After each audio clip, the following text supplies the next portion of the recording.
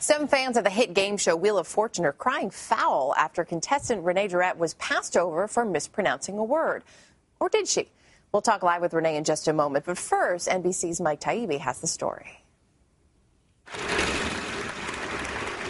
The squares were filling in, and anyone watching who knows the 12 days of Christmas probably had the answer. And Renee Durette did, too.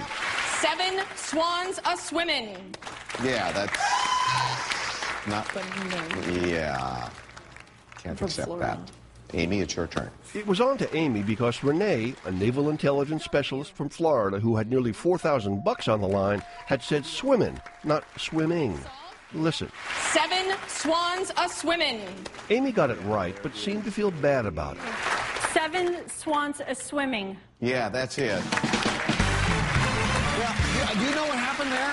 No, I thought she said that. Well, Renee knew what happened as well, and it was easy to do because she kind of did it in the vernacular and left off the G, and 7 swans, a-swimmin'. And that sparked an internet what the heck.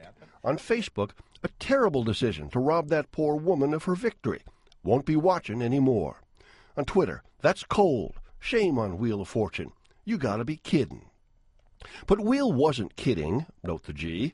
It's been an American TV staple for nearly 4 decades. And like all successful game shows, there are rules. The show has been on for a long time. I'm sure they've had situations like this before. And if anybody knows the rules of the show, it's Pat Sajak. In fact, right answers called wrong because they were mispronounced are not new.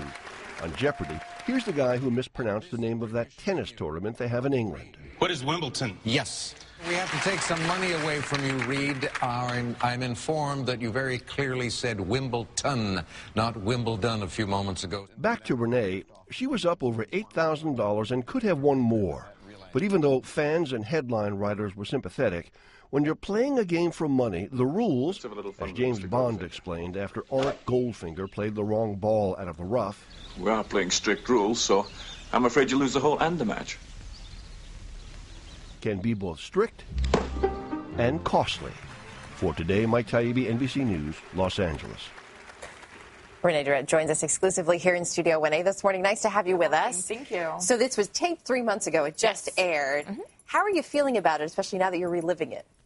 It's amazing because, you know, we taped 3 months ago and I had to keep the big secret and how we all did and whatnot. And then you see, you know, had a little party at the house and had everyone over and everyone got to watch it together. And then Thursday morning I wake up and everybody's like, you're everywhere. And I'm like, you know, everywhere, YouTube, everything.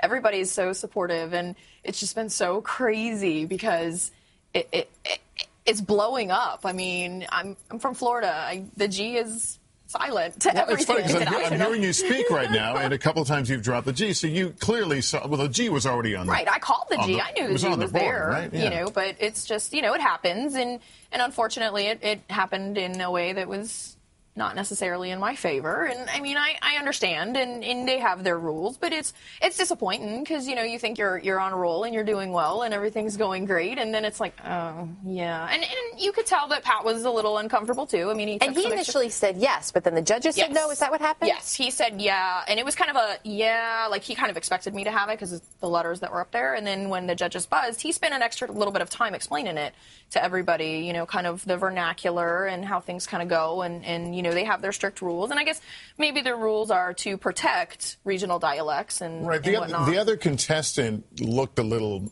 bewildered there. Confused. How awkward was that moment? Well, the whole tone of the show to me changed at that point because she thought I had said it, which was fine, and you know, that's when Pat had to explain it all, and she was pretty. I mean, everybody was really cordial about it, but it was disheartening. You know, everybody wanted to see it happen, and it just, you know, it didn't work out so well. You've been a fan of the show for a long time, so this was a big deal getting to be on the show. Deal for me. How do you feel about Wheel of Fortune now? Do you still watch? I still watch. I still love the show. I mean, it was a fantastic experience to have. I mean, how many people get to be on the show at all, let alone, you know, have such an internet craze blow up after the fact. You know, I didn't win the show, but you did walk away with some cash. I did win $8,200. That's correct. That's not so shabby. That's a half an hour's worth of work. That's great by me. There's no appeal you can do on that, is there? I can't imagine. I mean, I haven't heard from the game show Court of Appeals. There's no such thing. That's a good idea for a new show. There you go. There's a new reality show. this fall on NBC. Yeah. Renee, nice to have you here. Thank you so much. Enjoy the Nice to holidays. see you.